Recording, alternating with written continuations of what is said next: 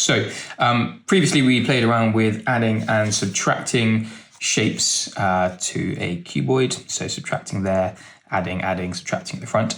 We're now going to just go for some slightly more complex shapes in the form of initials. So we're going to sketch our initials in 2-point perspective.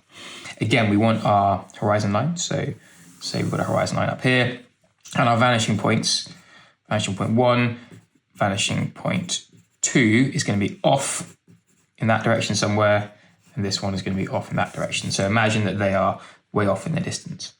My initials are RM.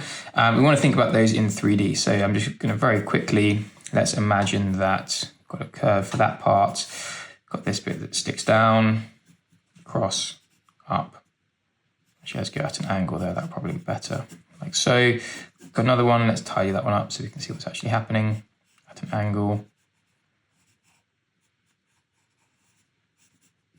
Just do that very quickly. And then the M.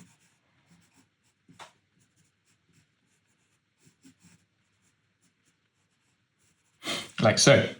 And we're going to put these into 2-point perspective. So I'm going to start with a vertical line here, like so. And I'm going to go back to a vanishing point that's way off the page. Same with this one, way off the page.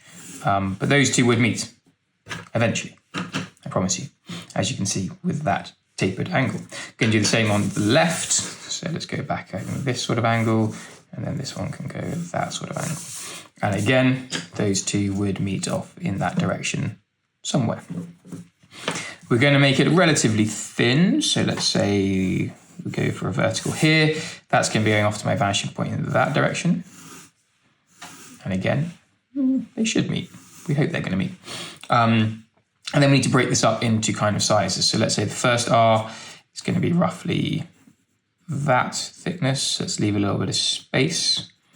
And the next R is going to be roughly that. I'm just doing this by eye. No technical fancy bits here. This vertical, and the M can be slightly wider because it's a slightly wider shape, like so. And from the bottom and from the top of these lines, we're going to go back in that direction to this vanishing point over here. So let's do the top first. Let's go something like this.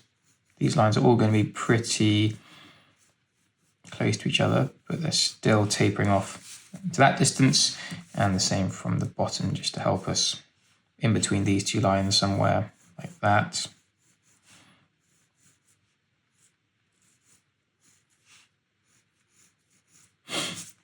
Like so. So all of these lines are going to be meeting in the distance over here. Well, they won't meet, but they're going to a vanishing point. And then from the back, exactly the same. Like so. And where these points meet, they should be, that one's slightly off, they should be pretty similar to where the top parts are. What's going on here? So that one down to there, this one over the back. Like so. And now we have some cuboids within our initial 2-point perspective setup, if you were. So the R is going to fit into this one, R into there, and then the M into here. And we're going to start on this front face. Okay, so this R is going to go on this front face here. So we know that it's vertically going up to that corner. So that's this line here. The top bit, obviously the curve probably starts around there. So we're going to draw in perspective up to that point, and then we're going to have a curve. We're going to have the bottom part that probably goes along. So this line here, and then this line here with a small gap. This is perfectly vertical for this line here, slash that one. This can go at an angle down there, and let's go parallel to that angle. And then we can sort of add this kind of, let's go a bit higher, add this curve in like so. It's going to look a little bit weird.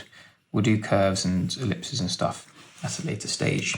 So there is the first curve, okay? And this inner part, this line is going back to that vanishing point, so is that line over here. This is vertical, and those obviously follow as well. Then we can draw back to this back section. It's actually quite a thick letter now. Like this. From this point, we're going to be going back to the vanishing point in the distance there, so following these lines roughly, something like so. And there we have the start of the first R. Now there's 2 lines missing on there. Your eye wants to see a line down here, going back to this vanishing point. The because that is where at the bottom part you'd see the letter, and the same on this curve, technically where the curve starts. So from this flat bit to the curve, you'd have a line to show where the curve started, something like that probably. And that is the first R, really, really simple. I will speed through the second R just to get it on there, exactly the same concept.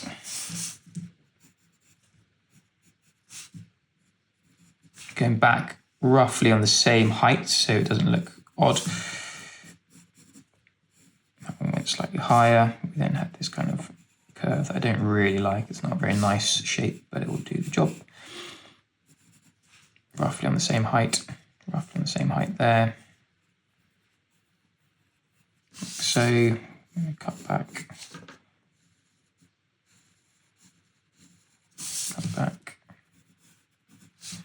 And then down the back where this part originally met, we've got that going over on that line. Do those, can we just see it? Maybe slightly. This line here, obviously. And this line here, like so. There's the second R, really chunky. And then we've got this M. So we're going to do the bottom two lines to start with. Let's say they're roughly the same distances, a third. Break this into thirds. So that's going to go maybe about to there. This one maybe about to there. As they get further away, they're going to get slightly smaller. Okay, the eye will trick you. This vertical line here, going up. Across the top, same sort of thing. So we've got a line there, we've got a line over here. This line going vertically. To keep it nice, let's keep these all going to the same sort of height. Same on this side, all to the same height. Because it's tapering, this goes slightly higher. And then we're going to choose a point in the middle that this line comes down to, this line goes over to. Same up here, exactly vertical with this point. This line goes down to here, this line goes up to there, and that's our front face done. Now we're going to draw back to where our back face is. Because this line didn't taper, we've ended up having quite chunky back letters. So my vanishing point for this line should have been probably a little bit more like this, but it doesn't really matter. Vertically down here at the back, we can't see that because of the R. We can see this going across though. We can't quite see it, it hides it. And then we've got a few lines up here. I shouldn't have done this back line. Doing that back line first was a mistake of mine.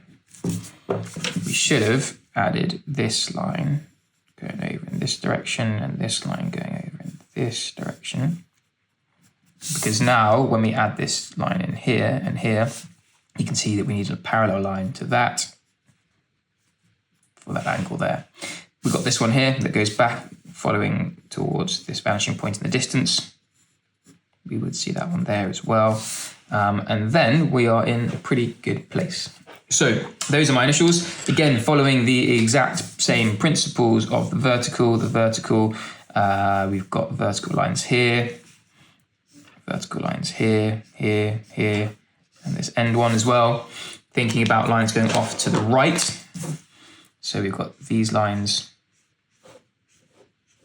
all going off over here, these top lines, these back lines, all hopefully meeting those lines as well. We bring those out over there like so. Blue line's going over to the left, so from here,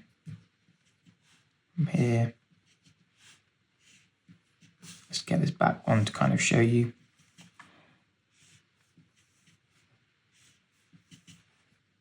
Lots of lines, but you'll hopefully start to see how they would eventually meet going off into the distance. Okay, so again, 2-point perspective, not an aggressive perspective. We've got the distance of our vanishing point is quite far away, which means it's quite simple. Because of my backline, this is why these don't look quite right. They're maybe a little bit too fat down the end. So it does show that it's really important to get your lines tapering nice and accurately.